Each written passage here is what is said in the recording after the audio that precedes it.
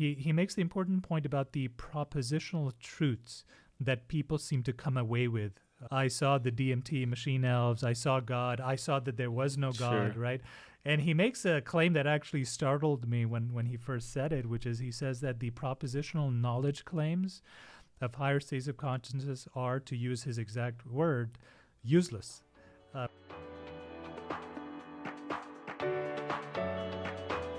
All right.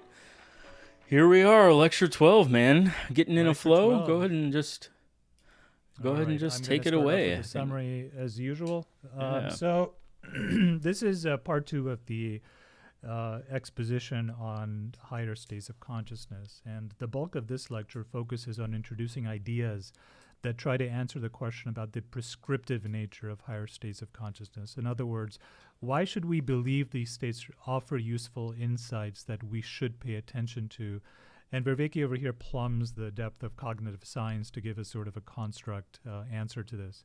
So one of the ideas he introduces is that of decentering, which speaks to us seeing ourselves not in the egocentric first person's perspective, but rather a third person's perspective. He speaks about the so-called Solomon effect.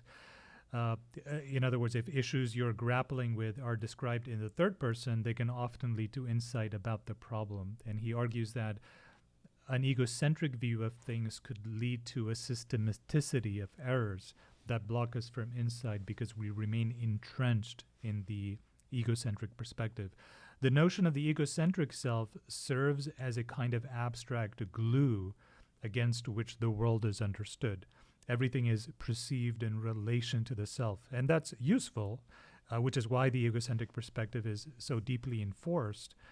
But in higher states of consciousness, this machinery that creates the self is exapted out into the world. All of the mental apparatus that is used to understand reality as an interaction between everything outside the self and inside the self, that is now turned outwards, and the world is perceived now with that same machinery. So that's one of the things that's happening in higher states of consciousness.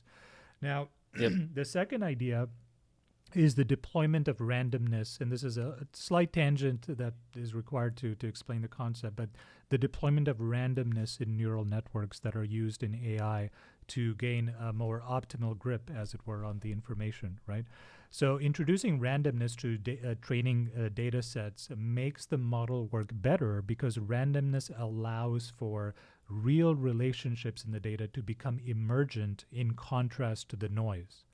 The disruption forces the model to reassess what the real patterns are, and the data is iteratively compressed so that each iteration of disruption and compression leads to better approximations of the truth, a reorganization of the system, in other words, to better conform to the truth.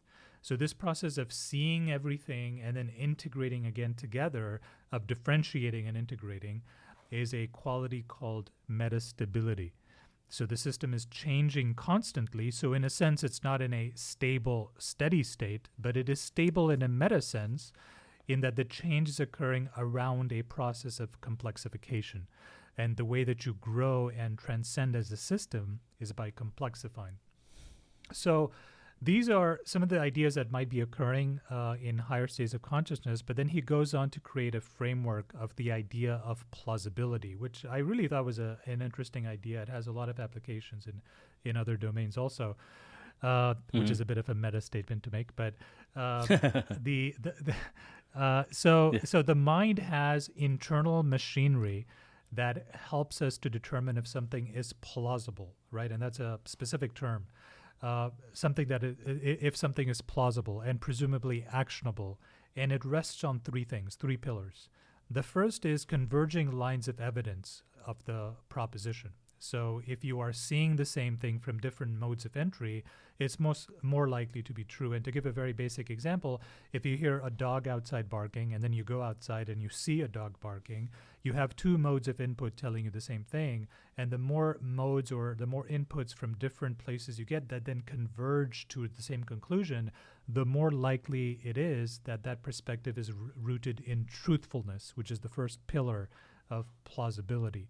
So for a model to feel plausible, it has to not just be truthful, but it has to be generalizable, which is the second thing. And you can, in other words, you can use the same model in different situations. Your eyes and ears will accurately see and hear dogs in different times for the rest of your life, so that the appearance of a dog and the sound that it makes are good means of recognizing that all dogs sound and look like this in the future. The third element that goes into plausibility is fluency, and that's not a new idea for us. He's talked about this in prior lectures. Fluency refers to the ease with which information fits together. So data that is fluent is perceived to be more real. That's kind of a heuristic that the mind has. And so when we combine fluency, generalizability, and truthfulness in a model, and here by model, I think I kind of mean a cognitive state or a perspective, right? Then that model is felt to be plausible.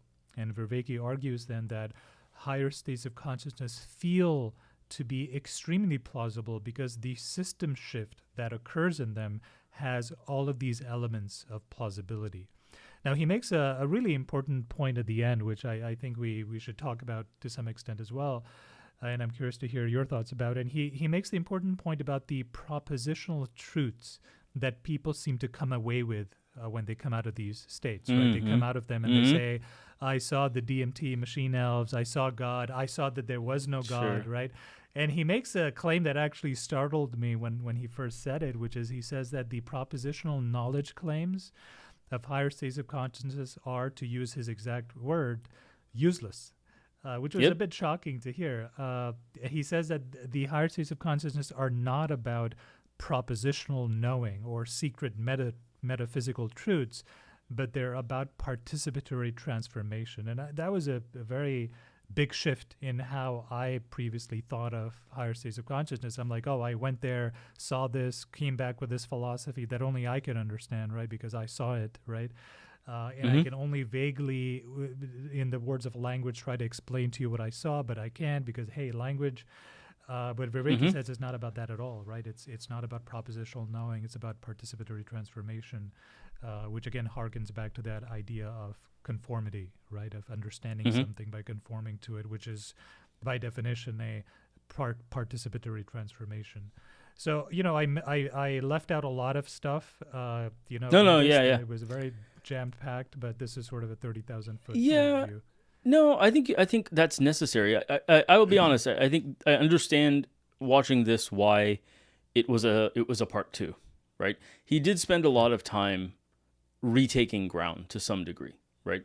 And so I think you've honed in on the bits that were added and that are useful to discuss further.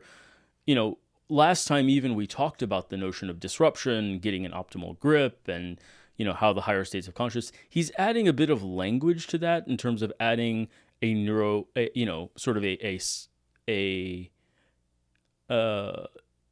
cognitive science language, a machine learning language, but really ultimately directed at taking the same ground, right? The bits that were added, I think, are what you highlighted, right? Is metastability, and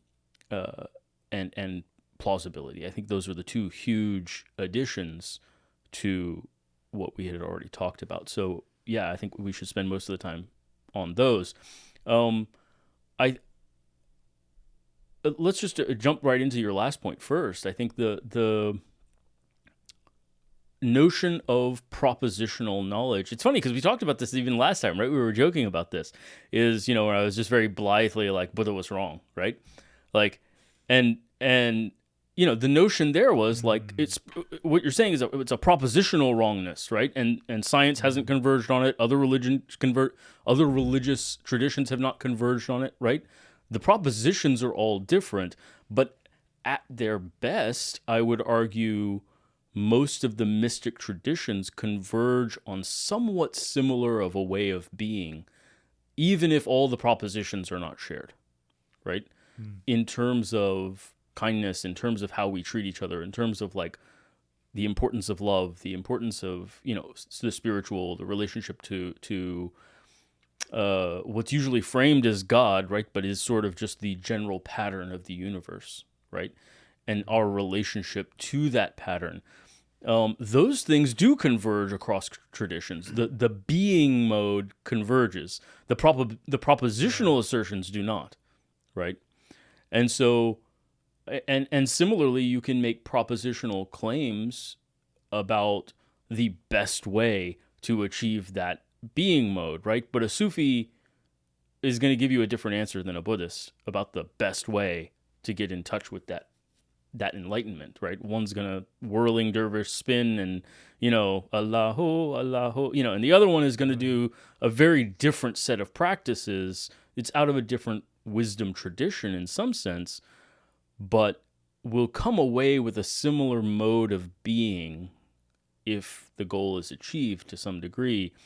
And that is the ineffable part, right? Is I can't tell you, not only can I not tell you what the experience was, but even what is gleaned out of it is you can see it in my life, but I can't really tell you about it. Yeah, I mean, Right. it almost reminds me of the consciousness question, right? So let's, for example, say that we create in conscious machines. How will we ever know? The only reason I know you're conscious is because I'm conscious, and I'm assuming that we have a shared experience of Yep. consciousness as well. I can't ever prove it to you, right? In the same Correct. way, if your perspective shifts entirely and now you have a different kind of consciousness, right? I mean, just to describe what's happening in a Yep. different way, now you're operating in a very altered state of consciousness. Well, how are you going to describe that to a person Hmm. who doesn't experience what you're experiencing? It's like trying to describe what color looks like to someone who was born blind, has never seen color before. I So mean, that to might put be it another where way, the I don't know if you've ever had dragon fruit. Like, have you ever had dragon fruit? maybe, I don't think so. Right. Most people haven't, right? So, but if I really love the taste of dragon fruit because I've experienced it, then I will make certain decisions. I will shop at certain places. I will, there's differences in the way I will act in the world based on something you and I cannot share or do not share, right? Maybe cannot share, but do not share as of yet until such time as you taste it and make a decision for yourself on some level, right? And so, you know, you may see these actions and be like, well, why are you shopping at this store that's further away than this one? Like whatever, because your model doesn't include the taste of dragon fruit. It doesn't include that experience. And therefore, my behaviors may even seem less optimal to you. You may be like, well, you're driving further unnecessarily, right? And so, I don't know. I think the notion of this ineffable, experiential participatory knowing. It's in he used a different term very early on in the lectures, implicit knowledge, right? Knowing how to catch a baseball, right? That it's sort of the it's not propositional knowing, right? And non-propositional knowing is a really interesting and difficult thing to talk about. If I Right. whatever, it's a stupid example, but if I have a psychedelic experience and know how to catch a baseball afterward, well, I can't communicate that to you. But you may see me catch a baseball, and if this this is an absurd example, but like you're like, oh, how did you do that, right? How are you doing that, right? Because you whatever, and it's an interesting idea that it's like, well, you may in some context, if there is a baseball being thrown, you may witness the implicit knowledge, right? But if you don't, if that context is not there, if you don't witness me when baseballs are flying about, you may not see any difference, despite the fact that I tell you I've learned something. So does that mean to you that the propositional knowledge claims of major world religions like Christianity or Islam, where do they stand after having gone through this lecture with his, bold statement that these propositional truths during these higher states of consciousness are not, really valid, right? They're valid in the sense that I was thinking, for example, of like the Prophet Muhammad, right? As I was going through this lecture, I was thinking about this the other day, and he had a meditative practice, as you may Mm-hmm. already know. The cave Yep. Hira, I think it's called Sure. the Hira cave. He would go for days at a time, and I was just thinking about this the other day. Is these kind of experiences are almost alien and foreign to us in the modern world, right? Like, oh, honey, where are you going? I'm going to the forest in the cave for 3 days, right? That's what Sure. I do, right? It's because It's funny modernity because has sort of just sort of trained that out of us, right? It's not a thing to do to just disappear for 3 days, right? Hey, why aren't you not answering your phone?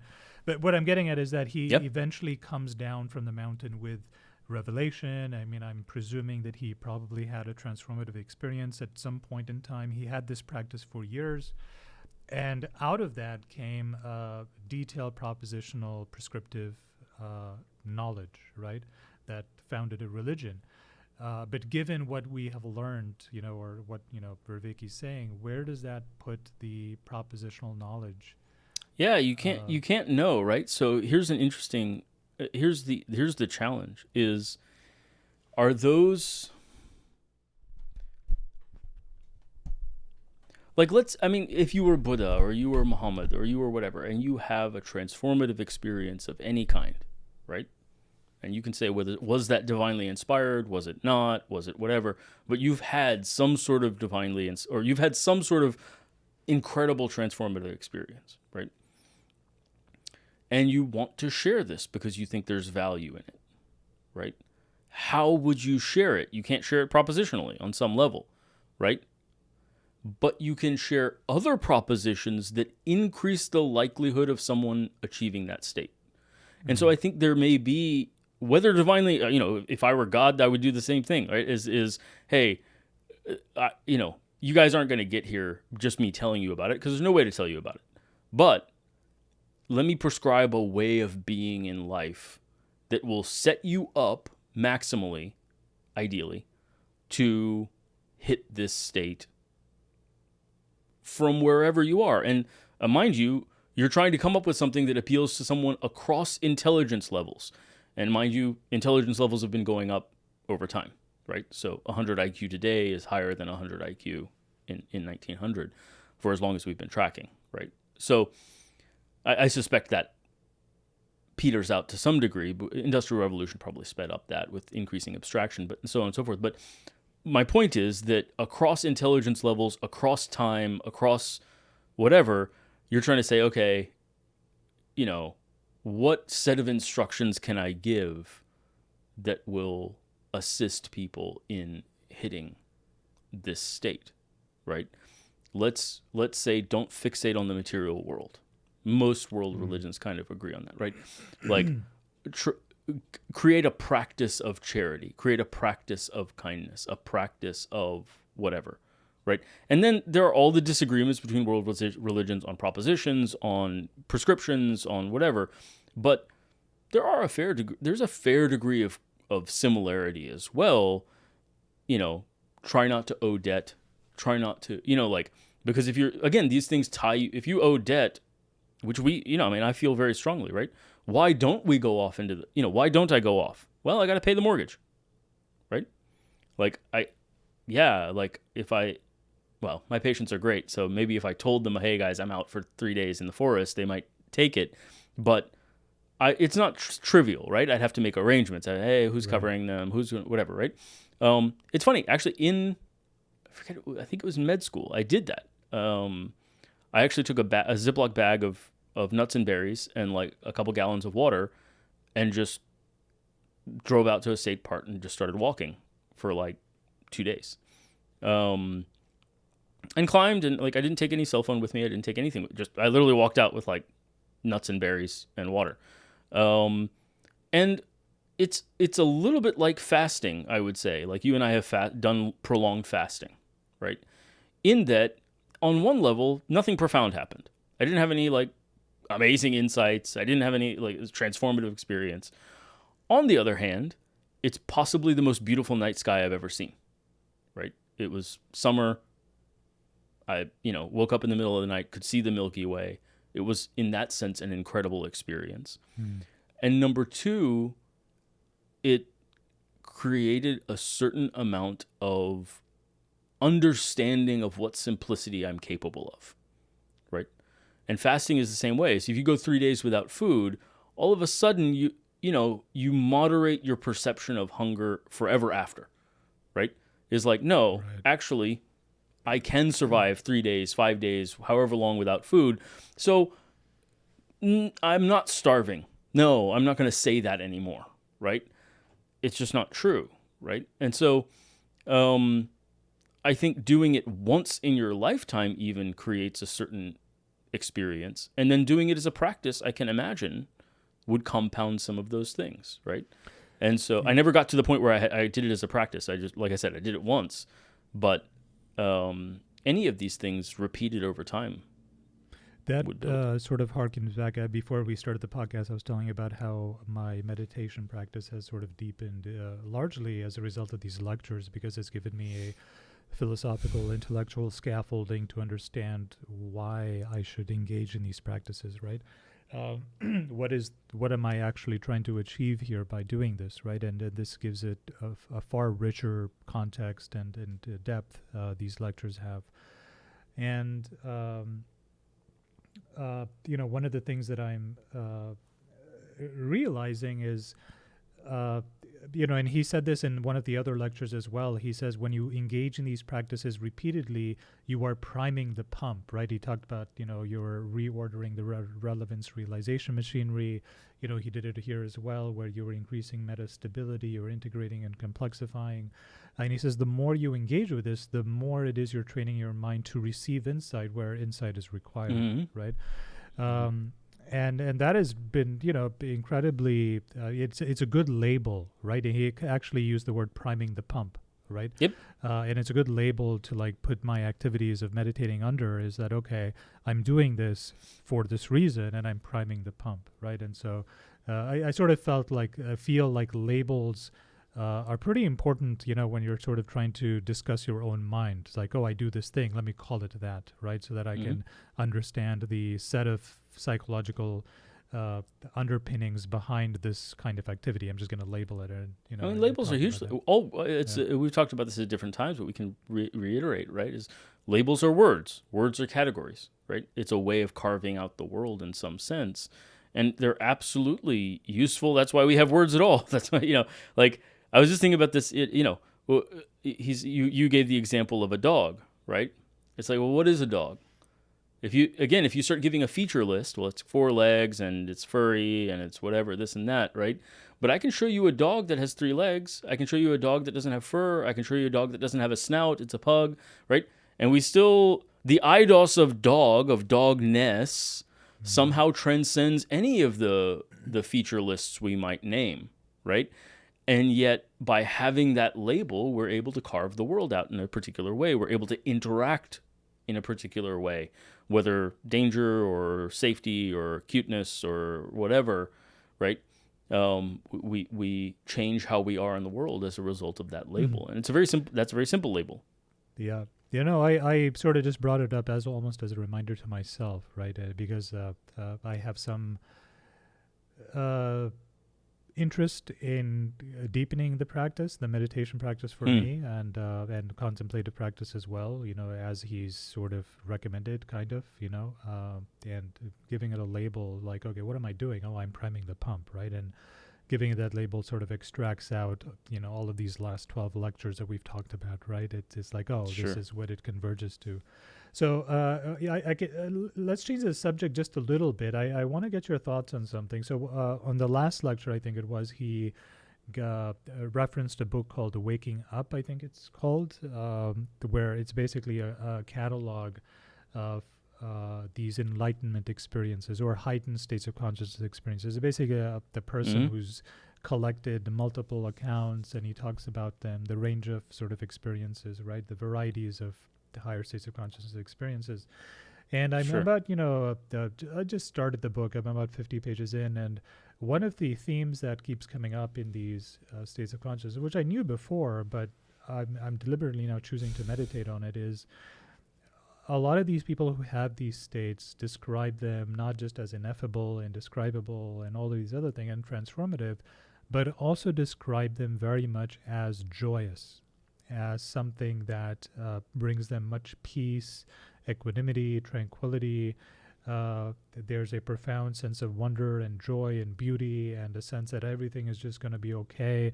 A lot of people who have these states, their fear of death is extinguished, right? Um, so none of that, though, none of the stuff that we have listened to thus far from Vervaeke's lectures give us an explanation to why it is that if we are connecting to these deeper realities, right, or deeper sense of what is real, that should elicit any kind of a positive emotion at all, right? Why doesn't it just result in a neutral emotion, right? Like, oh yeah, well, I guess I just seeing things differently. Let's just recalibrate. But no, it's profound joy, it's profound peace, profound tranquility, and the profundity is really what they come away with. And I don't really have a intellectual, and it's not like Vervaeke ever really addressed it. Like, why is it joyous? Now I understand why it feels meaningful, and I understand why it feels plausible, but where's the joy coming from? And I don't know if you had any thoughts on that. Yeah, I do, and I think he's touched on it. I think indirectly, perhaps, and certainly Peterson talks about it as well. But we'll say even within Vervaeke's language in this is that I do think we are wired to have positive emotions in response to growth. Like being right elicits positive emotion because and actually, so I'm just listening to the discussion between Peterson and Vervaeke, right? And one of the things they talk about is that we experience positive emotion in response to the perception that the path between us and our goal has become shorter. Or clearer, I suppose. Well, clearer is shorter by definition, right? Because unclear means there's an infinite possible length, right? Like if I don't know what the path is between me and my goal, then there's, right? So clarity actually is by definition shorter than unclarity. I don't know. Is that all of it? Is that all of your explanation to why these states result in joy? Is there nothing deeper than just problem solving? Good, or I feel good about that, which is kind of. Well, I don't know that I would reduce it to problem solving so much as. Actually, I mean, maybe it is. No, it's not just problem solving though. Maybe that's movement toward a valued goal is the essence of positive emotion, I would say. Yeah, but a lot of the people who describe these things, right? They're not necessarily. I mean, some of these experiences are completely spontaneous, and a lot of the times it's not as if there is a well-defined problem that you are, getting into these states to try to solve, right? No, I mean not a discrete problem like, how am I going to get my mortgage done? Or a lot of it has to just do with, he talked about this as well, getting into your being mode, right? As opposed to having correct mode. and a being mode is sort of just a way to be, as opposed to it's a way to do but things. It's a more optimum way to be, meaning that way of being is going to lead you closer to all of your targets. It's not solving this problem or that problem, it's solving the notion of solving, right? It's an insight about insights. I'm not sure that I'm convinced. Yeah, I'm not sure that I'm convinced that the explanation should stop there, right? Because it seems like a very sterile explanation. It's like, people are having these incredibly profound experiences connecting to what they think is the source, of the universe, right? Yeah, but you could ask that, why care about truth at all? Like, the notion here is that they're experiencing something closer to reality, and that is a positive thing. But learning anything is a positive thing. We all enjoy learning something we believe to be true, or having a belief confirmed. Is we see that all the time.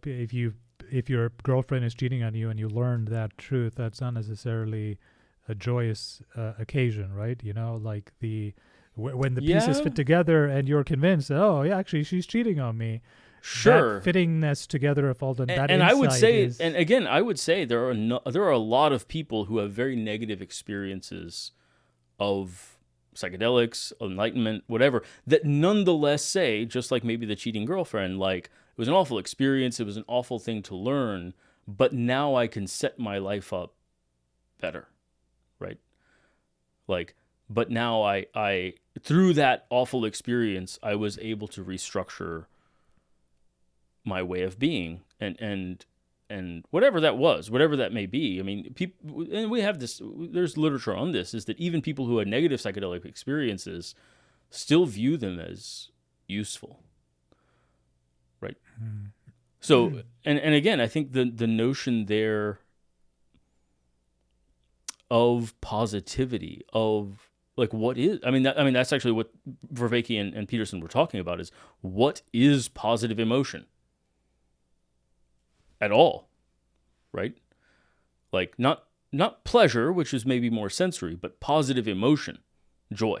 What is joy, right? Like, and if you, even if you say something like dopamine, we know that's those are the chasing a goal and perceiving that you are making progress toward a goal is highly dopaminergic. Yeah, I don't know, man. It seems again like a overly simplistic. It's funny that you say. for- It's funny that you say that's sterile, because I don't perceive it as sterile at all. What's also funny though is that I am more like open, I think, to being, thinking about these experiences as connecting to something that's God-like, right? Again, I hate using the word God in these conversations. Whereas whenever I hear your sort of like interpretations of these things, it always comes down to almost a functional explanation. Is like, oh, well, this is great for problem solving, therefore we feel joy, right? It seems very sterile to me. Is like, oh, I was stuck on the problem, but then I had a higher state of consciousness, and now I know how I'm going to pay my taxes, and therefore a great sense of joy like has imbued itself upon me. I mean, the reason I bring that up, right, is because this book that I'm reading, it has firsthand written accounts or oral accounts of people who've experienced these things, right? And it is very hard to read these things and not feel that there's something really deep that's going deeper than what you've described, right? Because it sounds very pedestrian, this explanation, is that, well, you're just ratcheting up your problem solving capability, whether that be through a better understanding or optimal grip or a better grip on yourself. I'll tell you one of my favorite quotes actually is understanding is a kind of ecstasy. I think I've even mentioned it before on this podcast, but I really feel that, like in my soul, I feel that is even a tiny bit of truth. If I learn something that I believe to be true, or I have an insight, I feel that profoundly. Even trivial things, like I was just looking up, like, maybe more details about how the electron transport chain works, because I'm working on a video for that, right? And there were bits that I didn't know and maybe never knew, right? And I was like, oh, that's actually profound. And there was some sense of ecstasy and joy just in something so trivial as that.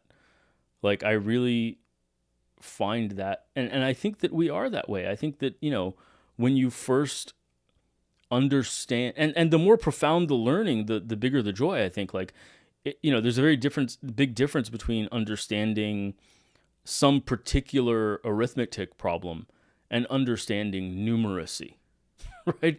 Like that, those are different levels of profundity, and I think understanding numeracy provides a great deal of joy and being, I don't know. I'm describing it sterilely, and I do have this habit, to be totally fair. I will take like things that are deeply like joyful, and I'll be like, cool. Like, so maybe it's an expressiveness issue, to be totally fair. I probably tend to express a bit more flatly than I feel, but yeah, no, the book that I'm reading as well, and this is sorry, just interrupt. Just I guess where I would say is the notion of being in closer contact with reality, to me, would seem almost inherently joyful, because you would be more right more often. You meaning, and not just propositionally. Again, not that your propositions are more correct. Your way of being is more correct. Your existence is more correct. right? The set of everyday choices about your mood and about your response to things and about all of, like, you would make all of those choices better. You would select your response to any given event more optimally because you were in better contact with reality. You would not overreact to things that weren't important. As a single example, and that's where the joy comes from. That profound sense of joy. I think that Because evolutionarily, the perceived, yeah. I think evolutionarily, I think we are wired to experience joy in response to greater contact with reality because it affords all of those other things. So the counter argument to this is, how does that explain, the all these millions of species who are evolutionarily very successful, who don't have these higher level cognitive functions afforded to them, right? I mean, if this is so important for evolution, why is it that we are seeing this principle play out in humans, right? Does a beetle also go through its sort of conscious experience, or a bat or a dog, thinking about, well, what is actually real and what are my biases and what am I thinking about things differently? How does this model of, the being mode is lends itself to joy inherently because it approximates the truth. But is that a unique phenomena to humans then? Do Well, monkeys first have of a all, similar apparatus? First of all, just of as some you said, kind? we can't know, right? Like, just as you said, like, I can't even know that you're conscious, really, right? I can barely know I mean, that to I'm use the conscious language at to use best. the language that But we learned from Vervaeke, just sorry to interrupt, plausibility, right? There's this hypothesis of yours, right, that it is caused by us wanting to be more right, and that gets us closer to the truth, and that therefore is some a reason for joy, or a reason that we're wired to feel joy when we're in those circumstances. If we're gonna try to figure out if that's plausible, how generalizable is that if you're talking about generalizing it to all living things? Again, I don't know that I would make that generalization. Again, as I was saying, we can't know, but my perception is that this expansion of consciousness is our evolutionary advantage. That's the experiment nature ran on our brains, right? To say, okay, well, we've enhanced this capacity or that capacity. Well, okay, if we enhance insight generation, that's the evolutionary advantage of humanity on some level, right? Is contact with reality. Is okay if you enhance your contact with reality. Okay, you evolve a species. Whatever. I'm personifying Mother Nature, but ignoring the scientific incorrectness of that. Like, okay, I'm Mother Nature. Let me enhance this species' ability to be in contact with greater and greater levels of reality, right? More and more abstract perceptions that are right about the world, and that's their edge, right? That's the experiment that's being run with our species evolutionarily on some level. So yeah, just like some species get bigger, stronger, get whatever. You could argue the that our sort of increased abstractive abilities, for the last few hundred years or a few thousand years, you could say, has actually gotten in the way of that. Perception of reality, as it really is, as opposed to, looking at it through the filter of our abstractions, right? And this is something a lot of the meditators think about, is like you look at something and immediately the label of the thing is in your head, right? Oh, this is an apple, right? But because, that's how you've defined, but, it also goes to like more complex abstractions as well. So I'm wondering if our language gets in the way of overpowering our perception of reality as it really is, as opposed to overlaying. No, again, I think it's both, right? It's both. I think that every frame, you can't perceive the world framelessly in any useful way. You can, right? That's the whole pure consciousness event kind of concept, right? But it's not useful to stay there, right? It's useful to break, correct, right? You need a frame from which to operate. But every frame is also a trap. And so, because then you can't solve the 9-dot problem, right? Whatever the 9-dot problem is for that frame, the more locked you are into that frame, the less able you are to solve that problem, right? So this is exactly what Vervaeke is talking about is, yes, as we've progressively abstracted, we are picking up on true patterns, right? Numbers, in some sense, do exist, right? But they don't really exist. Like I've made this argument with you, like theoretically, you could say there's only one, why not say there's only one of anything, right? How can you ever have two? Right. Right? Right. Every atom, every electron is technically unique, like the Pauli exclusion principle in quantum mechanics, right? Like you can describe each particle uniquely, right? So there's only one of anything. But no, we do admit the idea that there are numbers greater than one, right? And inherent to that is labeling, is categorization, is, there's two of what? 2 apples? Well, now you've got a category of an apple, right? And so every time you create a frame, you increase your ability to operate in the world, but you also run the risk of being locked in a false frame or a frame that won't solve the next problem. And then you have to break that frame and build a bigger frame, a more abstract frame, right? And so I think iteratively humanity's done this, and that's exactly what a psychotechnology is on some level, is a frame. It's a way of perceiving that jumps you ahead, right? It's a standardized way of jumping ahead, just like meditation, right? And we were talking about religions. I think the intent of a religion, to some degree, if I'm God, right? So I was Mother Nature a few minutes ago. Now I'm God. But it is, here's a psychotechnology to enhance this process, right? And that's fasting or, giving charity or all of these things, right? An emphasis on morality at the very least, right? That's not obvious. Why should there be an emphasis on morality? It's something that most religions share. Some sort of moral. You may disagree about the particulars of the propositions, but the primacy of the importance of moral behavior is fundamental to a lot of religions, right?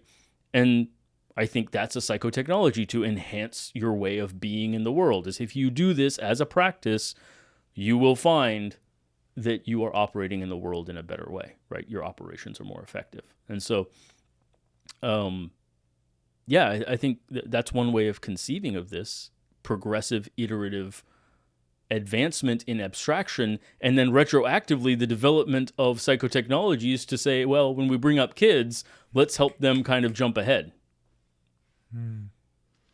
Yeah, it could also be that, we're with the examination of the mind, like we're becoming a bit more self-aware of our cognitive shortcomings and using the mind to try to self-correct itself.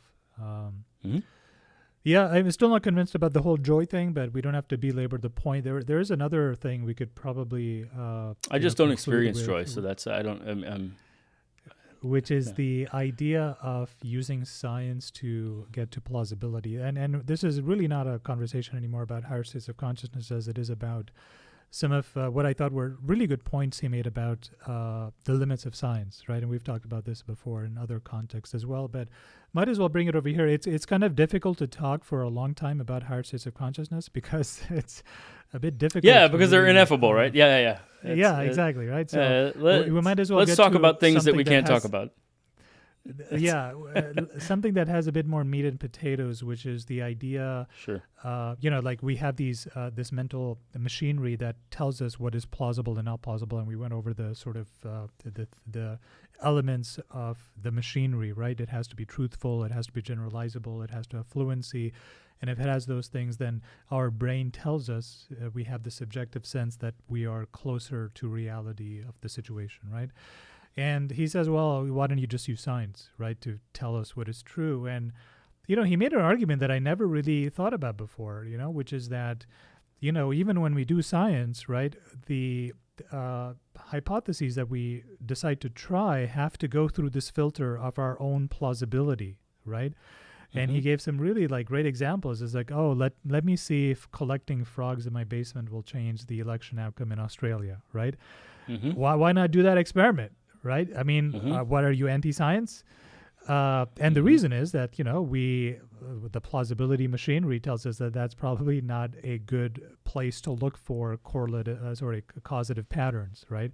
So there's it almost comes down to like an epistemological question here. You know, it's like, how do we even give science propositions to test for us, right? Or it goes through this filter, right? Yep. And so this, you know, and it struck me, this idea struck me a bit, because I think in my head the sort of cultural wisdom here is that, well, science can explain everything, right? But it's only going to explain things that it's only going to give us answers to, or try to give us answers to, problems that we give it, and that the transference of those problems goes through a giant filter. I mean, a huge filter, right? He pointed and the framing out of that those there's problems. literally an infinite number of hypotheses out there, right? And he came up with like two absurd ones. There were the frogs in my basement, and the election outcome in Australia was this phenomenal example of pointing to a hypothesis that is clearly absurd. No one is going to take seriously, but we all agree, I mean, without even like a discussion, that it is an absurd proposition. And that betrays that this filter is giant. It's a huge filter. And yet we have, you know, whatever science brings to us after it's passed through this filter, we think that knowledge is really coming from there. But it really started with our plausibility filters, right? Yep. So we started from There's there, no such... went to science, came back, right? Yeah. And interpret it through the plausibility filters again. I mean, and so again, like right, there's... Yeah, like that's the thing, is that like there is no such thing as a theoretical science. We start from somewhere, right? And this is something that, again, like a lot of, especially physics-minded, you know, like I love Jasmine, but this is, I think people that are in physics and math tend to try to blind themselves to the notion that, like, because, okay, E equals mc squared, or you look at, you know, the special relativity or whatever. Well, have you run the Michelson-Morley experiment personally and proven that the speed of light is the same in all frames of reference? No. Somebody told you that, right? And you believed them. So you have not experienced that. And at the end of the day, they experienced something that was a reading from that experiment, right? So all of it processed through the subjective filter of a mind, transmitted to multiple minds, right? That is the basis of this theory, is that the speed of light is constant, is the fundamental axiom of relativity, right? And so all of these things that we believe very casually are scientific are, you know, the classic problem in quantum mechanics is, what is an observation? Right? Like, all of these things, like, so much of science hinges on a subjective aspect. And then you move into the biological sciences, right? And I just, we can recount some of my recent Twitter arguments. You know, there was a study that was being quoted that you know, coffee is associated with reduced mortality, right? People that drink 5 cups a day have lower mortality than people that drink 3 cups. They attempted to correct for various confounders. It was epidemiologic data, not an RCT. It was not a placebo-controlled trial. And so many people jumped on it. They're like, this is bullshit. You know, you can't do this, you can't do that, whatever. But recently, I had an interview with Dr. Holt Lundstedt, who is a foremost researcher on loneliness. Also, epidemiologic data that people who are more socially isolated have higher mortality. Right? And in that interview, she pointed out, she was like, hey, smoking was epidemiologic data, right? And we accounted for confounders, and we decided that this thing is causative, right? So, yeah, looking back, we can say, oh, yeah, the data's obvious, right? But by what standard? By the standard of we already believe this is plausible, right? Same for cholesterol, same for all these things where it's like, well, if you're deeply vested in the cholesterol hypothesis of heart disease, you're going to see those correlations as being very important. They will be salient to you. If you are into keto and carnivore and you think the lipid hypothesis is nonsense, well, then you're going to filter the data you see through that lens. And a lot of interpretations are possible, right? Like, you can spin a story about like, oh, well, all lonely people are emitting a pheromone that makes other people avoid them, right? Subconsciously, not something we could smell. It's a pheromone. It makes us all avoid those people, but it also is coming from genetics that are unhealthy, right? So it's actually, there's no negative effect of loneliness per se. It's just a marker. These people tend to end up lonely because they have bad genetics that creates this pheromone. But you can spin a story. I can always spin a story, right, to explain. And that's where plausibility comes in, is like, well, what do you think is more plausible? That there is actually a cause to the notion that social isolation, increases mortality? Or is that a conspiracy theory? Or is there some other more plausible explanation? And so I think, sorry, and are you familiar with just rounding this out, I'm going somewhere with this, but the gorilla experiment, it's called the selective attention test, right? Yeah. So at every level, what we choose to pay attention to, what we notice, what we see, how we interpret what we're seeing, what we choose to test, and how we choose to interpret the test, at every single level, we are imposing plausibility, right? Which is to some degree subjective, right? And so there isn't, we don't necessarily have access to objective reality, right? Yeah. That's kind of an interesting challenge to the notion of even science on some level. What we have access to there even is,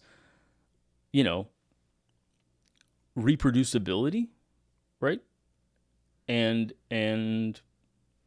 convergence by different senses and different people, different mechanisms. Several people have told me that this is true, right? And so on and so forth. But like, whatever.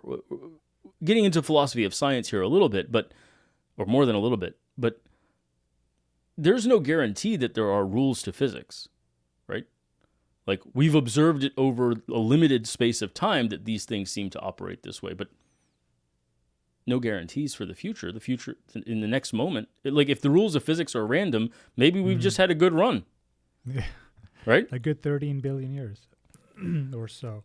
Well, it looks like it's 13 billion. We actually don't know. I see your point.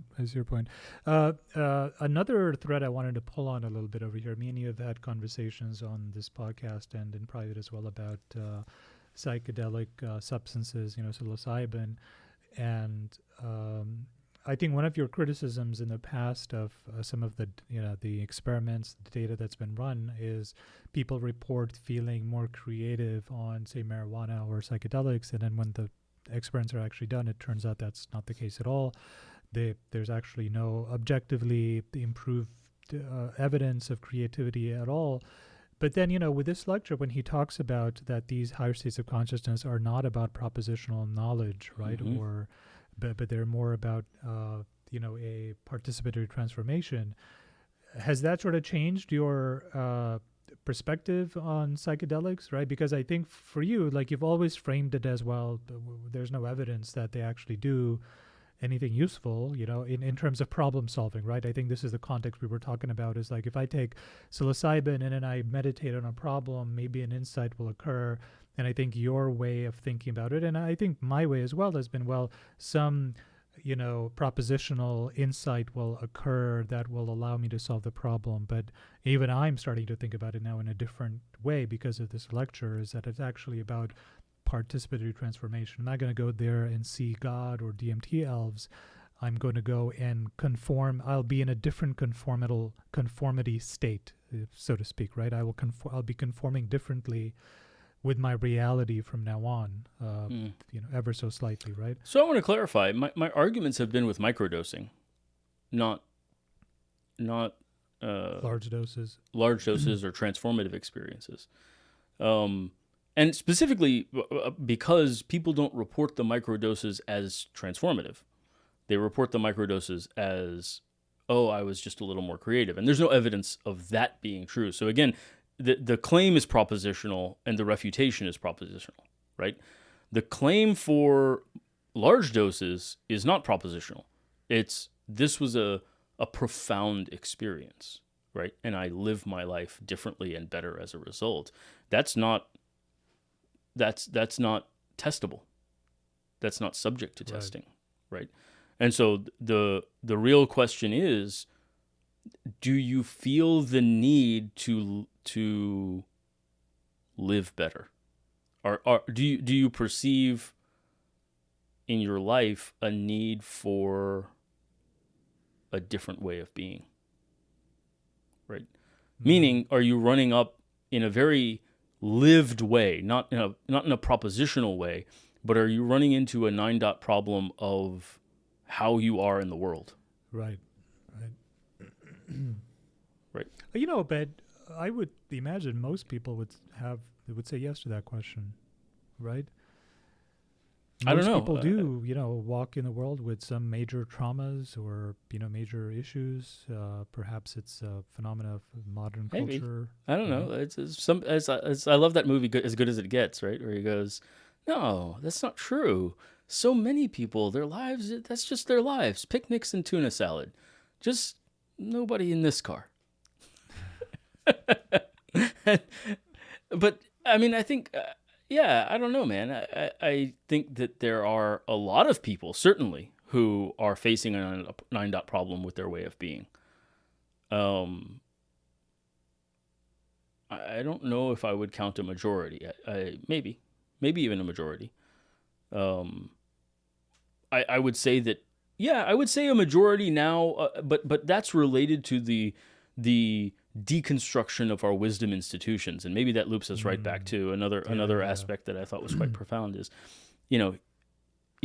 as we have degraded organized religion on a propositional basis, right? Yeah, that's a great. That's a great way of putting it. Then we've also lost the wisdom basis of the way of being, right?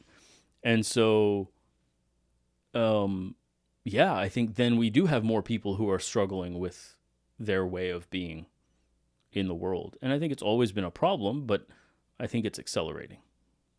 Yeah, I mean, if nothing else, this lecture sort of made it very clear the degree of, spiritual,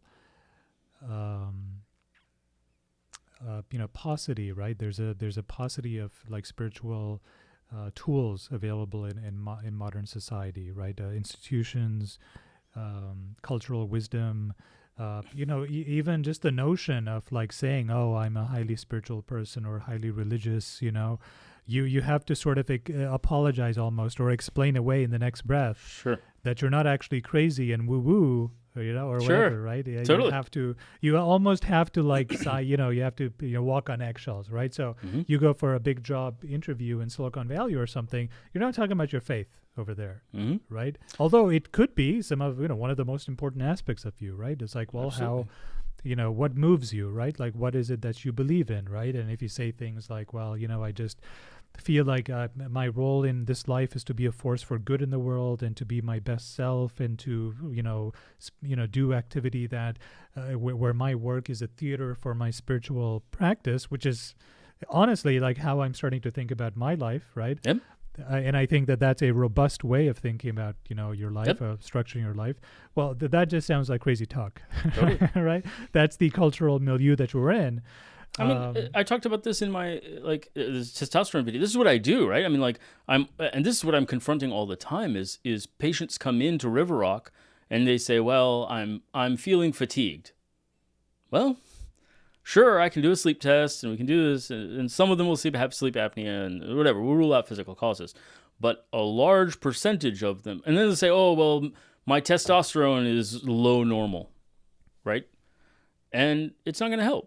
Like, we've done placebo-controlled trials, and increasing your testosterone from low normal to high normal doesn't help your fatigue, placebo control. The placebo helps, right? But the issue is that you are having a spiritual problem. Yeah. Now, we don't want to address spiritual problems with spiritual recommendations, right? If my patients have a hard time biting off, hey, the solution to your problem, we need to talk about meaning and purpose. Like that's where the solution is, right? Now, we don't have as concrete of a tool. We have maybe psychedelics, we have various practices, meditation, we have these sort of vague ways of kind of proceeding, right?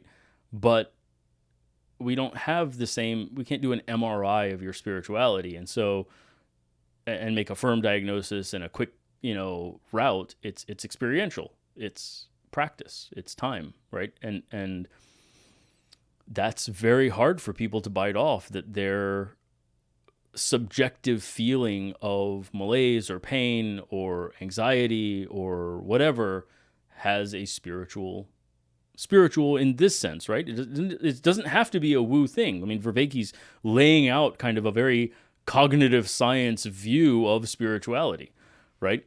But that's a level of sophistication in the topic that most people don't have. And so when I open the topic, there's quite a bit of resistance, right? Yeah.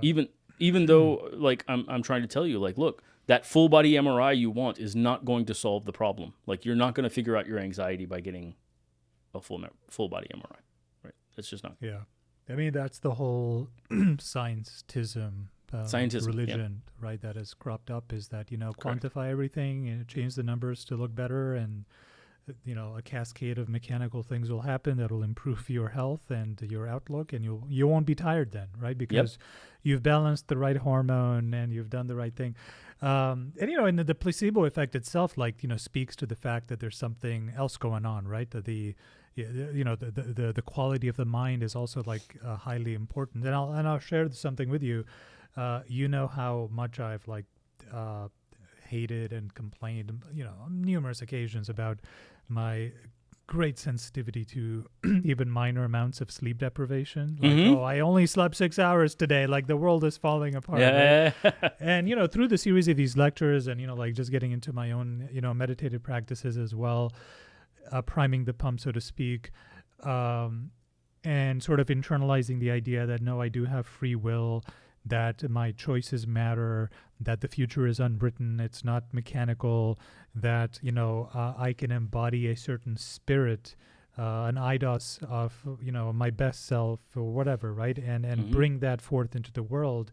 And we talked about this the other day on the phone call, which we maybe should have recorded a little bit of that phone call, but we were talking about the idea of prayer, right? That, I've sort of reconceived, at least the working theory that I'm working with right now, is prayer is a statement of affirmation to the ideals that you have decided to uphold and embody in your life, right? It's not necessarily a beseechment to a God to hey, can you fix my toilet? It's broken or whatever, right? It's that, okay, this is how I'm living my life, and I'm going to sit down for a minute or two and recrystallize the eidos in my mind, so to speak, right? And then move forth in the world with that eidos further firmed and crystallized, and try to embody that eidos in my day-to-day, right? And so that's been the construct that I've sort of been playing around in my head. And the reason I bring this up is when I wake up in the morning these days, I make it a point to not lounge around. I'm like, no, you are getting up and starting the day. You're not laying there daydreaming and thinking about things. You're getting up and you're making your bed, and you're and I have a routine now where the first 1 or 2 hours is just reading and meditating and nothing else, right? And I don't feel tired anymore, right? It may be 6 hours of sleep, it may be 7 hours of sleep, but it doesn't even occur to me that, I only slept 6 hours, therefore I can't do anything shit today. To do. Yep. Yeah, I got shit to do. What am I going to do? Not do the shit? Right? Yeah, that's the thing. That's not an option anymore. But that's the power of meaning and purpose, right? That people that it's not even that you sleep better, it's that it matters less. Right. And so your subjective experience is improved because you don't really care about the sleep quality as much anymore. It's funny because I had this conversation. I was invited on a podcast for a company that does sleep coaching for executives here in Austin. And we obviously, talked about a lot of things, but one of the things we talked about was my sleep, right? And he's like, how do you sleep? And I was like, I sleep fine. Like if I don't sleep well for a night or a week or a month, I assume that it'll fix itself. Like I have a very cavalier attitude toward not sleeping well, to the point that actually on some level, I thought about this, I didn't mention it on the podcast, I thought about it later, is that like my core belief, my underlying belief is that if I slept less, it's because my unconscious decided that's what was best. That like, even if I feel tired subjectively, I have enough stresses or I have enough whatever that I need to be sleeping a little less. Whatever I don't know why, but some calculus was done by my unconscious and said, actually, it's more optimum for you to sleep a little less tonight for whatever reason. And so that's almost that leans almost into a religious frame, right? Of like, well, Allah has decided what's best, which is not what I believe at all, right? But there is sort of this framing of, well, I got shit to do. Like, and so, however much I slept or didn't sleep is irrelevant to my excitement about the cool stuff I'm doing, right? And it's funny that you mention your experience, because I'm having literally the reverse experience. Is for almost this entire year, basically, I've woken up and hit the ground running, literally, for a variety of reasons, which I won't get into. There has been no opportunity, like zero opportunity, to wake up and lounge around, right?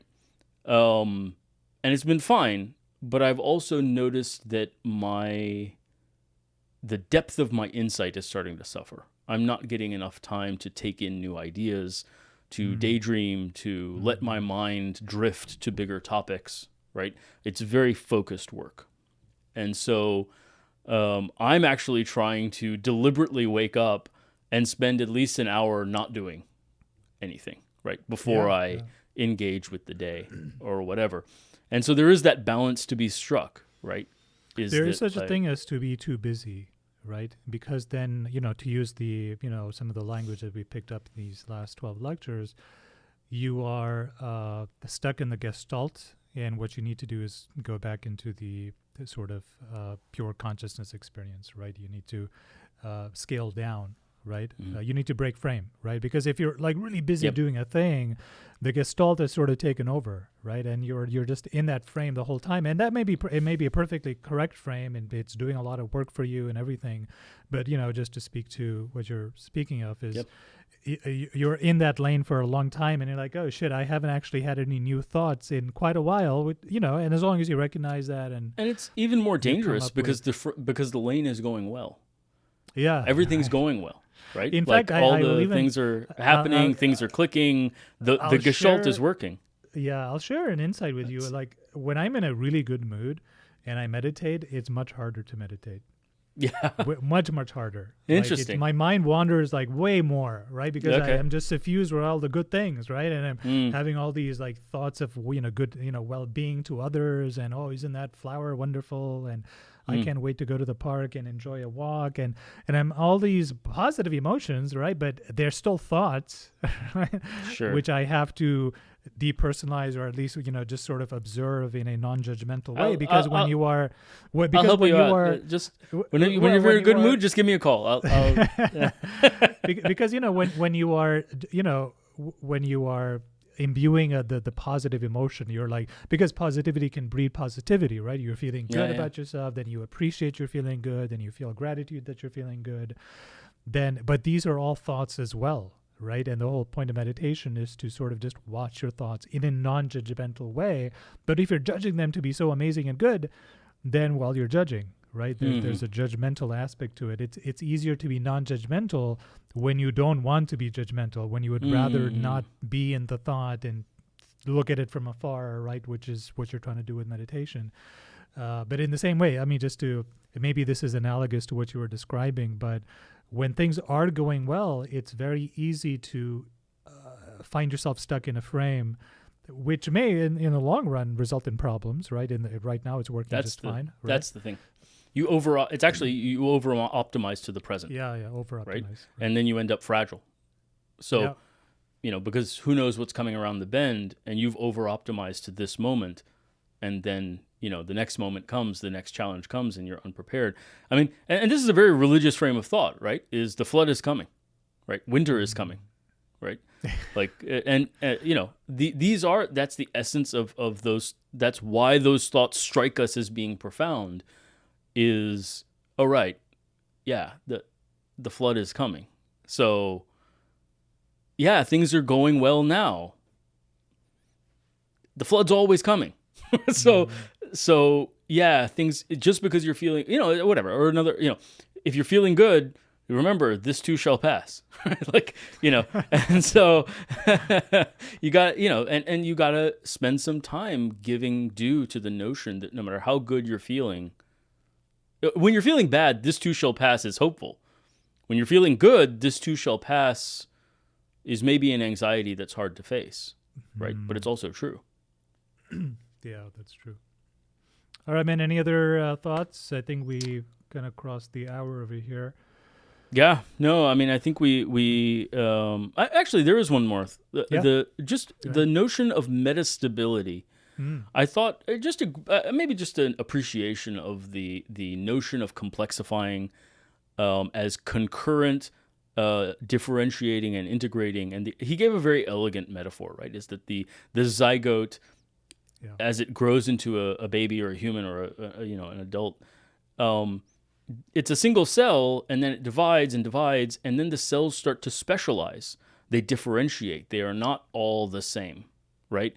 But they also integrate at the same time, so they start working together, and that is what allows the complexity of an organism to emerge, rather than a single-celled eukaryote or even a sponge, right? Or like a a multi-celled organism, but all the cells are basically the same, right? There's no differentiation, right? So that notion of complexifying, that definition of complexifying as concurrent increased differentiation and increased integration, I think is fascinating. And the notion that I think that one of the ways that, just looping this back to maybe our previous discussion about people who have positive experiences, I think are able to do the differentiation and integration maybe concurrently, right? Like in an insight, in a moment of enlightenment. Yeah. I think that a lot of people's experience of enlightenment doesn't happen in a flash necessarily, right? It happens over years maybe. They gradually become enlightened. And I think that can be quite painful. In that, I think the differentiation happens. You break frame, and you realize, oh shit, my family's actually kind of fucked up, or oh shit, I actually am addicted to alcohol, or oh shit, I'm living my life and I'm being some kind of way that I should not, right? And that broken frame, you're like, well, what the fuck do I do now? Like, okay, I've realized that my way of being is wrong. What do you do with that, right? And your whole world falls apart. You hit bottom in the Alcoholics Anonymous term, right? Like, and I think that is what the experience of hitting bottom is when your frame breaks and you realize, oh, and you've differentiated, right? Now reintegrating is a huge task. Now I have to build a new frame, right? How do I go out and engage with the world in a new way? That, I think, for many people is a long, arduous process of, again, even the differentiation, sorting it out. Like, maybe I need to ask for the 12 steps, right? I have to ask for forgiveness. I have to, ask for help. I have to admit powerlessness, whatever the deal is. And these are all, and I'm not saying any of those models is exactly correct, but I'm saying that whether it's Buddhist, Alcoholics Anonymous, Islam, whatever the tradition is, some wisdom tradition about the notion of broken frame, and then going through that process, or therapy, right? Processing trauma, Freud, the Freudian, like, where did this come from? How did it happen? Et cetera, et cetera. and then figuring out, well, what am I going to do going forward? How am I going to be in the world? Who am I going to be? What is my agent arena relationship? Right? I broke the previous one, right? And now what role do I want to play, and for whom, and in what way? Not just with the world, but maybe with my friends. Maybe I don't fit in with them anymore, or maybe whatever the deal is, right? And say, or maybe I just need to change my relationship and say, hey, okay, we're going to have to interact differently, right? So I don't think, just saying, I think if it happens all together, it can be maybe a joy.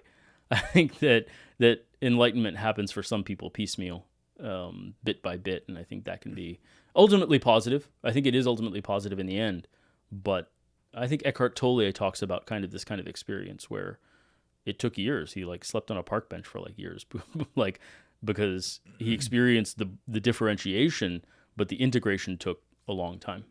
And so the breaking of the frame happened quickly, but the integration took a long time. Yeah, I kind of wonder if that's what's been happening to me the last 10 years, right? Yeah. Yeah, like just to share, like I sort of became an atheist, still identify as an atheist. That happened about 10 years ago, but I come from a very religious sort of background, right? And so I broke frame, in my early 30s. But you're the praying, God-fearing kind of atheist, so I think that's it. Not really. I'm just teasing. Yeah, not in the same sort of like tradition. I know. I'm teasing you. And I don't, I think part of the problem is I didn't really know how to, I didn't have language for any of these things. And like, okay, I broke frame. I'm now understanding the world very differently than I understood it, when I was not an atheist. But with all of these sort of inputs that I'm getting, how do I now put together a worldview? How do I put together an agent-arena relationship that makes sense, right? And I think for a decade I probably ignored that task, and that could be for a variety of reasons, and tried a variety of scientist. You've gone down, scientism, whether that was diet or that was XYZ, whatever. I think diet was a part of it as well. I was Mr. Ketogenic for like a long time, right? Because I thought ketones will enhance my cognition, and that was a large part of it as well. Fasting as well, psychedelics as well, marijuana as well. Sex as well, frankly, for a long time, that was sort of the thing that I was exploring. It was just a way of being, and and all of it ultimately didn't really result in, but I guess part of it was also that I didn't really realize that I was seeking either, right? And, you didn't know what you were seeking. Seeking, but not knowing what. Yeah, exactly. It was like I had a sense that something needed to be integrated. I didn't really have language for it, right? And it comes back to labels, is how important these labels are in understanding these processes. Back to the axial revolution, right? What do you do when your God dies in front of you? Yeah. Right. We asked that in lecture 3, right? Is that like, your God dies in front of you and your frame breaks. Okay. Now? Like, well, now what? And that reintegration, the creation of a new frame is laborious if it's not, if you're not one of the lucky few that gets it in a flash, and you have to construct it bit by bit and figure out your agent-arena relationship through trial and error and through gradual work, which I think is a lot of people. And I mean, maybe I'm overstating it, but does it just seem to be much more difficult in this day and age than it was, say, 200 years ago, right? When we didn't have the ability to know what it was like to be a citizen of this country or that country, or this socioeconomic status or that socioeconomic status. Part of the sort of modal confusion is that we are just, bombarded with all the different kinds of modal ways to be, right? Oh, I could be a businessman. I could be a doctor. I could be a model. I could be a stay-at-home mom, stay-at-home dad. I could just be an author. I could be a mystic. I could just live in a hut. I could decide to move to Europe and live there. I could go to my dad's village and maybe I should set up a life there. And then, in this infinity of potential options, the modal confusion just gets worse, right? Because then you're frozen by indecision to some extent, because you've broken frame, you see all these other possible frames to step into, and you have no idea like how to decide which frame to step into, how to construct your own frame, right? And the confusion just multiplies as a result of the possible options. I mean, if you lived 500 years ago and you had, and some terrible event happened, your entire family died because a meteor or a lion ate them all or whatever, right? Your worldview, a terrible thing happened, a thing that gave you meaning and purpose, all of that stuff, just, your entire tribe has been killed, right? And that's terrible. But you are not having an existential, you're not necessarily having an existential sort of like reckoning as like, oh, everything I believed in is false, right? You still believe in the value of, say, family, right? You still know that that's an important thing. You've just lost it, but the faith in it hasn't left you, right? The permanence, the idea. I don't know. I mean, maybe. I think you would have something similar to an existential problem. I mean, I was quoting Job, right? That's the story of Job, is that he comes back or he has all these losses, like his ship sinks, he's a merchant or whatever, right? And it's like, and everyone died, and I alone am left to tell the tale, right? And that was the thing, is that like God spared one person out of his ship just to come back and tell him that his ship had gotten sunk, right? And so, yeah, there is that sort of, I think it does precipitate an existential crisis, and that was the nature of, that's the whole point of the story, is that maintaining faith under those circumstances is difficult. If it were not perceived to be difficult, there would be no story there, right? There would be no accomplishment of Job that he maintained his faith. Right? Like, it's only an accomplishment because obviously it's going to be difficult, even in a biblical story, to maintain your frame, right? In the face of that. And similarly, like if your whole, even pre-biblical, if your whole tribe dies, well, the notion is you cannot change tribes. That's not a thing. You belong to your family. You might as well have died with your tribe. Right? Yeah. So now if your whole tribe dies and you're alive and you're like, well, maybe I can join another. If that thought even enters, your frame's broken, right? Mm-hmm. Because the whole notion of what a tribe is, you have to refigure in your head, right? Yeah. And so, I think Jung talked about this more modern, not thousands of years ago, right? But the notion that and Peterson talks about this all the time, is that, when you're a young person, you're mostly potential, and then you have to make choices. You have to choose not to be certain things. You have to, I could go live in a hut, and I could do this, and I could, if you just say could, and you never make a choice, well, then you may as well not have had the choice at all, right? Mm-hmm. We talked about that in an earlier podcast. Freedom is a coin to be spent, right? And so, I think that's I will say, I think the one thing that's gotten harder in modern times is that we've started denying the problem. I think we've started denying that there is a problem, right? And saying, no, you can just sample around. Just try this and try that and, whatever. And there's no time limit, right? There's no idea that you need to become a person or have an agent arena relationship or anything, right? There is no God, there is no spirituality, there's no purpose, there's no meaning. It's a very nihilistic kind of worldview that's being promoted, and I think generally the scientism of the whole thing, and then you can't talk about even the problem, right? Because you won't get the job interview, Right. So that one factor I think makes it difficult, and actually I think you're right. Maybe exposure to other ways of being does compound the problem, right? Like, But the biggest one to me is that we deny it exists. I say that, I say that as an immigrant, right? So there's people, say in Pakistan, like my dad's village, I keep bringing up all the time in this podcast, is that now they have exposure to pictures from the West, YouTube videos, Facebook, they know exactly what it's like, if you're walking down the street in Dubai, right? That was not possible only 10 years ago, right? But now you have Google Maps, or you have YouTube videos. There's literally videos, by the way, out there on YouTube. I watch them sometimes, of a guy who basically just puts on a GoPro on his hat or something and just walks down a road.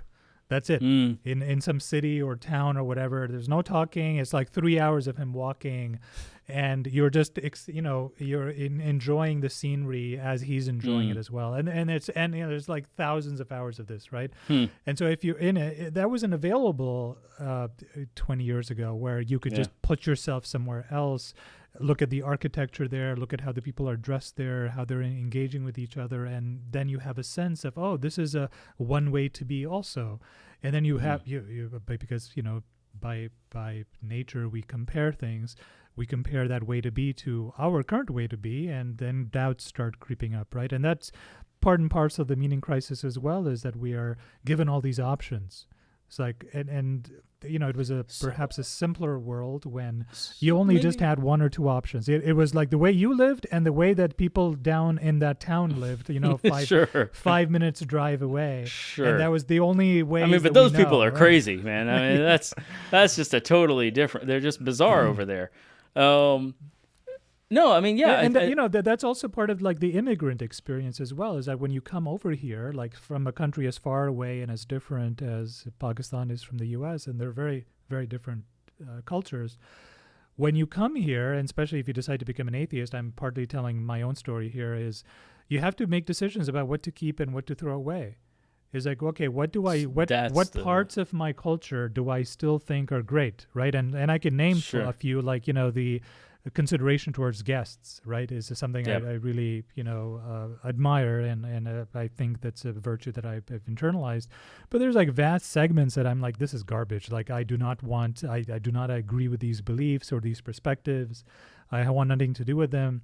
But it takes a lot of wisdom to decide what to keep and what to take, right? And you may not be making the right choices, right? And it's not even clear that you would be happier if you had discarded the choices that you think are wrong today, right? Because they work great in that arena, right? And if you were that player in that arena over there, they would make sense. They would make a lot of sense, And so there's a bit of a cognitive dissonance where, like, well, okay, I'm going to be this person here, but if I lived there, I would be this other person, right? And that becomes a bit nihilistic. It's like, well, then who are you really, right? Do you even have a real stable identity if you could be someone completely different in different environments, right? And that also results exactly in a meaning crisis too. Yeah, but that's exactly what we're talking about. Is what is the invariant part?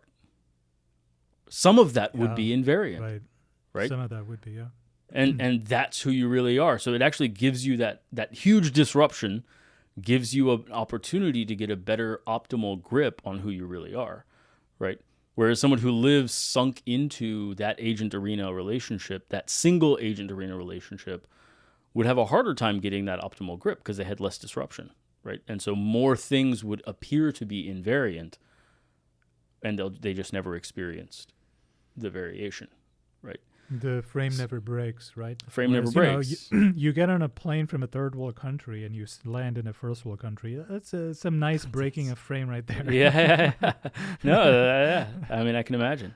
Yeah, I mean, I came from Louisiana, so I mean, it's totally the same. It's basically the same thing. No, I mean, yeah, I do think this notion though of what to leave, what to let go of, how to let go, is actually really key. And I don't, maybe you have more insight on this, but I think this notion of being able to look at another life, a very appealing life, and say, no, I'm going to let that go. I'm going to do this other thing, right? And I don't think we're taught that, to say, hey, that looks really cool. Yeah, I could be whatever it is, ascetic in a hut, or I could be whatever, right? But how do you choose to let that go? I mean, and you and I have done it, right? Maybe we can talk about those, just because I don't have an answer for this. I'm genuinely asking, but we've done it. Like we chose, neither of us chose to specialize. We became hospitalists, right? Either one of us could have said, oh, well, okay, I could specialize in critical care or cardiology, make more money, right? Just a couple extra years of training or whatever, right? But I wanted to do River Rock, right? And I let those options go. But I don't know how I let them go. I don't know what I can describe it metaphorically. I felt called to to enact this insight that I had, right? I had this insight that medicine should be practiced differently and more comprehensively, and should address things like meaning and purpose, and needed to be deeper, and that we had too narrow of a definition of health, that health needed to include meaning, purpose, all these things, and that I wanted to create a practice that encompassed that huge vision of the definition of health. But how did I let go of the other options? Like, how did I not get frozen there? Like, because I mean, I would love critical care too. I really enjoy critical care, right? More than being a hospitalist. I mean, the places where I've had an opportunity to work open ICU, in small towns or whatever, I far prefer the ICU to floors, right? But yeah, I don't know. I think if we had training on how to let go of opportunities, I think we might get somewhere.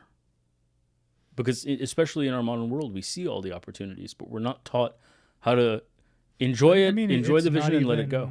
It's not even opportunity; it's ways of being, right? So, you use the word opportunity, that possible sort of selves. to possible selves. Yeah. So I'll share like a fantasy that sort of keeps popping into my head, which I don't take seriously at all. And at some point, and I've told you in the past, like I'm becoming a bit wiser about at least paying attention to what my fantasies are saying, because they sort of just crop up fully formed without me calling to them. But the fantasy is me going back to Pakistan, moving again. It's a fantasy, right? I'll never do this, right? Going back to Pakistan and moving to my dad's village, right, where we have a house, and being the village doctor, and just being a highly spiritual person enmeshed in a well-ordered sort of cultural milieu where everything has a fixed hierarchy and everything just sort of agent arena coupling is all done. But I have to frame. I can't get I can't get that frame, right? But part of me is like, man, like if that was my life, because I have a friend, by the way, who did this, right? So close friend in med school, incredibly brilliant, who had a lot of struggles in med school, but when he was an atheist, he read a lot of philosophy, and then something happened. He sort of had an insight, spiritual awakening. He reverted to Islam, and he ended up sort of just doing a government doctor job in some remote village, where he got married and he's raising kids, and his day consists of going to the small village clinic and taking care of patients, and then going to the mosque and then taking care of his family, and his entire life is in that village. This is a guy who like grew up in Dubai, right? So he's very cosmopolitan, incredibly well-read. I mean, he incredibly intelligent, well-read, articulate person. Not the kind of person you would imagine meeting in a small village in Pakistan where he now spends his life, right? And he, and one of our mutual friends went and visited him, and I'm like, hey, how is so and so doing? It's like he's very happy, he's very content, and this is a person who went through tremendous struggles with like drug addiction, and like he had a lot of issues, but he overcame all of them, and now he's he found the agent arena relationship that was right for him. Right. And it's but then and that's what mystifies us. Even in this conversation, I think we're both a little mystified by that. And we're mystified by how did he let the other options go? How did he let right? And that's something that comes from Islam, right? Is like you just have to surrender the other options. You have to surrender yourself to this. That's fascinating. That's a fascinating use of that word, and maybe exactly right. I had not considered that, but that's I mean, that's a really interesting notion of what surrender might mean. So many religions talk about surrender, right? I've never really understood what the fuss was about, maybe. But it puts it in a different light now, doesn't it? Yeah. I mean, but it does, and maybe that's it. Maybe you have to surrender those other selves, those other possible agent arena relationships. I mean, you do the same thing in a marriage, right? I mean, exactly right. The same thing. No, exactly right. Exactly right. yeah, when you marry one person, you are choosing, I want this role, right, with this person. I want this agent arena relationship. Um, but yeah, I don't know. I think the notion, because, and the reason I bring this up is I think this is at the core of what a lot of people today are struggling with, is how to choose, how to let go, surrender those other lives, those other possible I also lives. point out that it's a lot easier to surrender when your other lives are limited to like 2 lives, right? It's like, well, I could go to the big town and, like start my own store, or I could stay in the village and till the land, right? And Right, these are right, right. the 2 options you got available to you. But now that's not the case, right? I don't know, Now, man. I mean, I wonder if I don't know. I wonder how hard that was at the time too, right? I mean, certainly stories you hear, people were very worried about the guy who decided to up and go to the town and like try to start in, the big city and whatever. And he should have just, he's getting above his station. He's just a farmer. There's a lot right, of, I mean, right. there's probably a lot Yeah, to it, right? Even just in that simple, that idea. And so, yeah, maybe how much more so are we locked into or frozen in some sort of analysis paralysis of considering all the other lives we could have, right? And then we end yeah, up not because living anything. you want to choose wisely, right? And that comes back to your question: is like, how do you make decisions on, what the right thing to do is, and Well, there's and then how do you keep the faith, right? Because if there's 1 million ways to be and you've decided on the one, the fact that there's these other like plethora of alternative options is going to knock against your faith that you've made the right choice, right? It's like, well, maybe I didn't think it through. Maybe option number 669 was a better option, it's and actually, and that just like demoors you, right? It and anchors you from the surrender you've decided to enact. there's two ideas that come to mind. One is from Dune, where he says Arrakis teaches the attitude of the knife, taking what's incomplete and cutting it off and saying, now it's complete because it ended here, right? And that notion of just firmly cutting the train of thought is that, like, no, it's done, and it's done by fiat, right? I have declared it done, and therefore it is done, right? So that's one notion, is maybe there's a certain firmness with yourself that you have to have, right? But the other notion, actually, there's a discussion in dating, is how many people should you date before you decide to marry, Right. right? And one of the game theory solutions, that's the optimal game theory solution, they pose the problem this way: if you're a boss, you're interviewing for a secretary, and there's a list of 100 applicants, right? They can come in to be interviewed one by one. Once you dismiss someone, you say, no, I'm not going to hire you. They're gone. You can never call them back, right? There's only 100. How do you choose the best secretary, right? And the game theory optimum solution is to interview the first third and dismiss all of them, right? Figure out who was best in that third and keep interviewing, and the next person who meets or exceeds that standard is the person you hire, right? It may not be the best in the bunch, but that strategy has the best option for hitting a good secretary, a better than average secretary, right?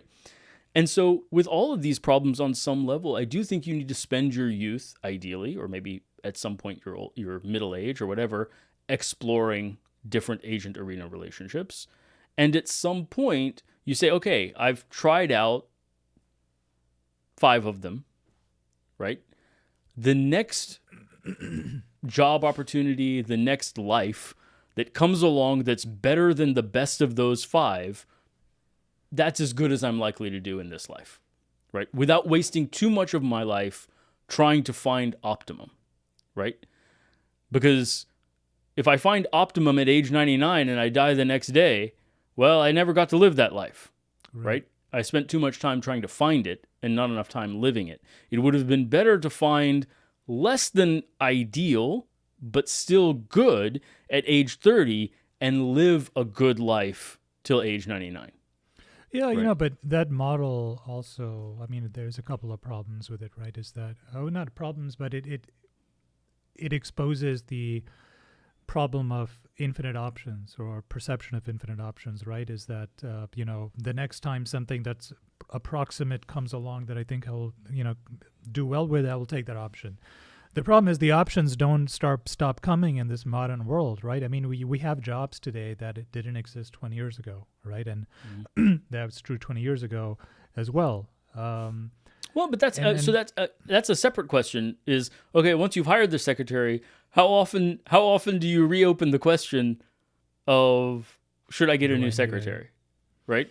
And so I don't know I don't know the answer to any of these, right? These are open questions. I would say that if you're trying to replace your secretary every month, you never get any work done, right? yeah, Your whole life is trying to find a secretary, right, right, right? right.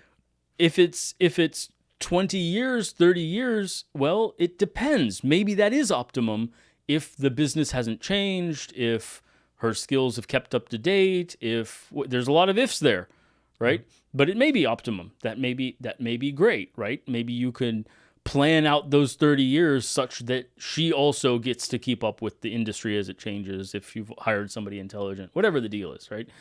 Um, and just to clarify, the analogy here of the secretary is a possible life, right? Mm-hmm. And so just to make sure we got the analogy straight Yeah. is whether that's a career or a marriage or just a way of being, even, right? Should I be what's the balance? What is my balance between compassion and justice? Mm-hmm. Okay, that you pick one, right? You can't revisit that every day. You can't every morning wake up and be like, today, how should I balance compassion and justice? You got Yeah. to pick something, right? And Right. then you got to live that out for a certain period of time and ideally then readjust, but on what frequency should you readjust, right? Probably more often than once every 50 years, probably less often than every hour, right? Yeah. Somewhere between those timescales, you should reassess whether your way of being is what you want it to be and break that frame, right? I don't know, man. I mean, I think that notion of, and it'd be interesting to see if he touches on this at all, but the notion of how often to break and reintegrate frame is an interesting question because if you do it all the time, you don't get anywhere. But if you Yeah, but also never do it, frames can also be, macro frames about, yeah, who you are, and micro frames about particular totally, problems as well, right? totally, So totally. you're talking about the macro frame, the large. I guess what I'm sense of saying how is to that, be. well, yeah, I guess I think those macro frames is what I was talking about, but I think the micro frames has a similar issue. It just doesn't bother us as much because the problems are smaller, right? But actually, there's a great XKCD on this, right? Should I write a script to automate a task, right, on a computer? So it depends on how long the task takes, how often I do it, and how long it would take me to write the script to figure out how much time I would save by optimizing the script. But then you also have to factor in how much time it takes you to do the calculation, right? And so that's kind of one of those odd things is that you end up doing a ton of calculation on a problem that you're not going to save as much time as you spent doing the calculation or writing the script, right? And so I don't know if that can be extrapolated to these bigger problems.